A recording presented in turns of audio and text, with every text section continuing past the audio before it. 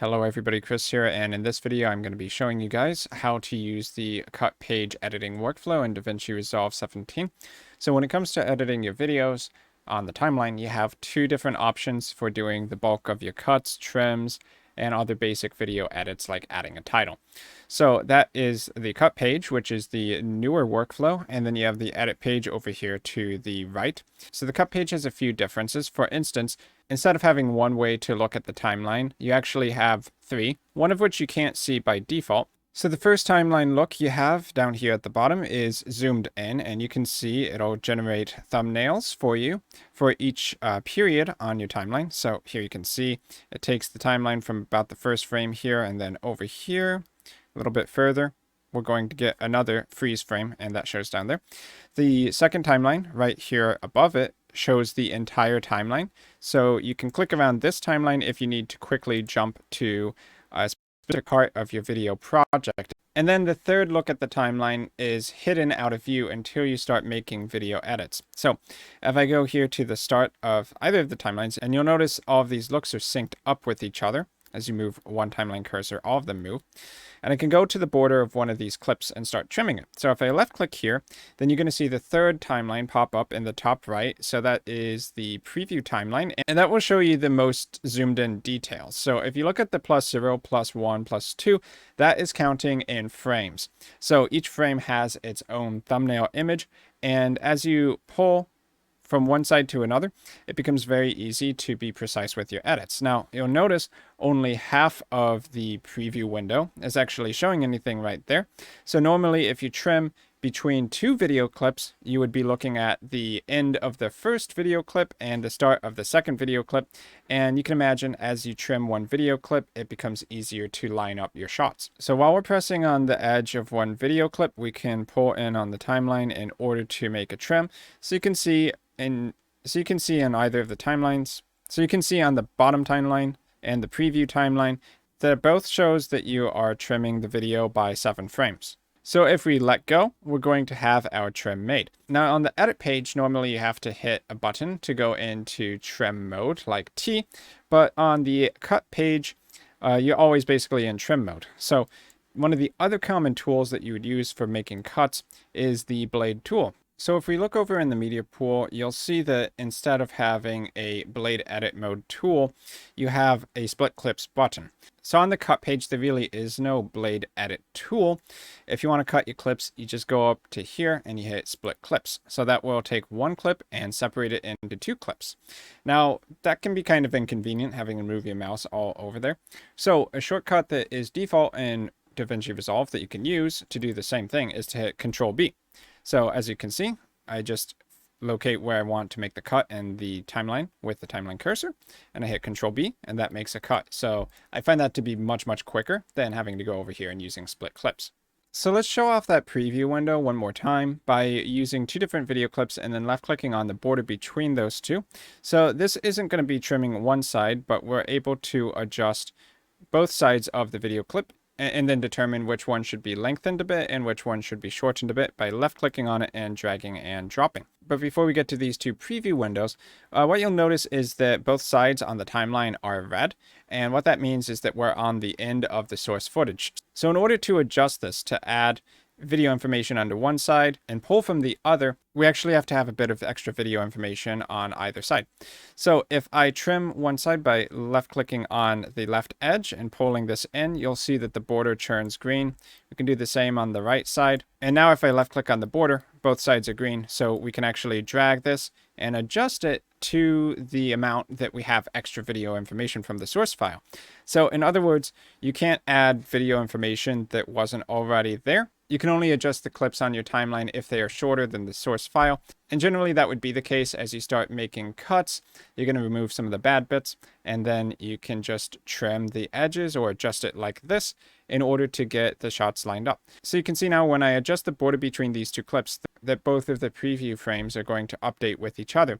So it makes it very easy to see where one clip is going to end and the other one is going to start. Super handy if you were trying to get 2 different shots of the same scene to line up so that you can synchronize them. So now if I go over here, I can hit play in the timeline and I can see the results and determine if that is how we want to jump from one clip to the other.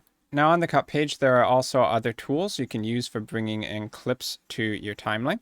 So for instance, if I want to replace a clip that's in the timeline with a different clip that's in the media pool, I can select the media pool clip, and then there's this option down here, ripple overwrite. So if I click on that, so I have it positioned here over the clip I want to replace, and then I hit ripple overwrite, it's going to put that new clip as the one in the timeline. And you'll notice that because of the rippling, the duration of the new clip in the timeline might change, but it just pushes the other clips adjacent to it around so that it all fits in one sequence. So you don't need to remove any black space manually. So a few other tools you should be aware of on the cut page. If you click over here, there is a tools button under the preview window. And if we click on that, we can see a bunch of options for editing the clip that we have currently selected. So you can stretch the zoom, width, and height at the same time by default. Click on the zoom link if you want to undo that. So we can zoom in, left clicking and dragging to the right. You'll see that the number goes above 1.0, meaning it's more zoomed in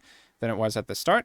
We can also do the reverse, pulling that in. Position X and Y to move the clip around on the timeline screen. So you can get the idea that the video clips you have in the timeline don't necessarily need to match the output for your video file. So you could have picture in picture by resizing them and positioning them in a corner, and you could put two clips on different video tracks at the same time if you wanted to.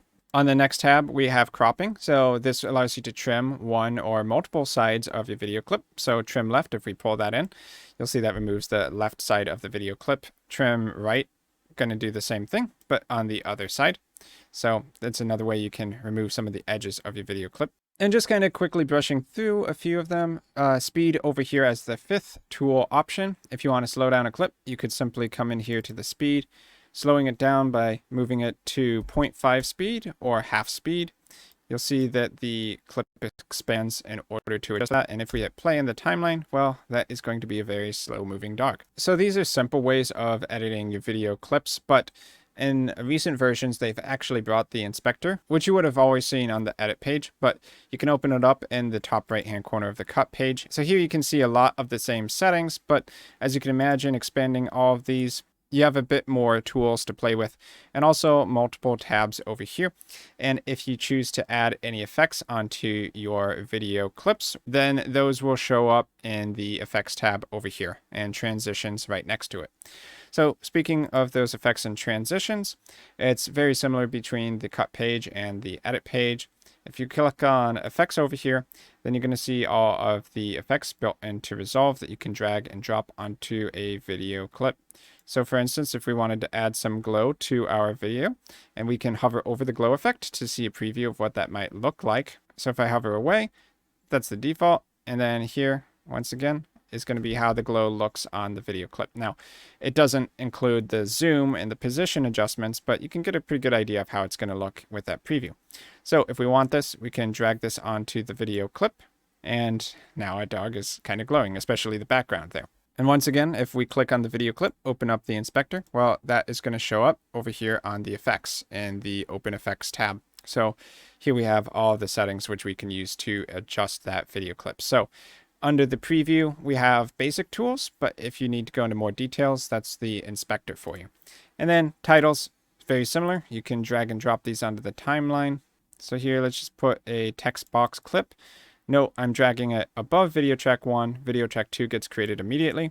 And we can left click on this title and then edit the details in the inspector. So for instance, changing the text. So I could just type tutorial in here. And we can see that shows up on the screen. Maybe it's not very clear because there's a lot of white, so we can click on color and change it to, I don't know, orange, just to make it a little bit more visible. We can also do the same by expanding box color and shape. So I'll go ahead and change that to a red for right now. Maybe not the best color choices, but definitely visible. Oh, and by the way, you can also hover over a text title to see a preview of what that would look like before you even add it onto the timeline. So that's pretty handy. And then transitions, that should be about it for now. These you would add on the border between one or more video clips. So that's the edge of your timeline clips. So you can see a preview of how that will look, kind of scrolling through here.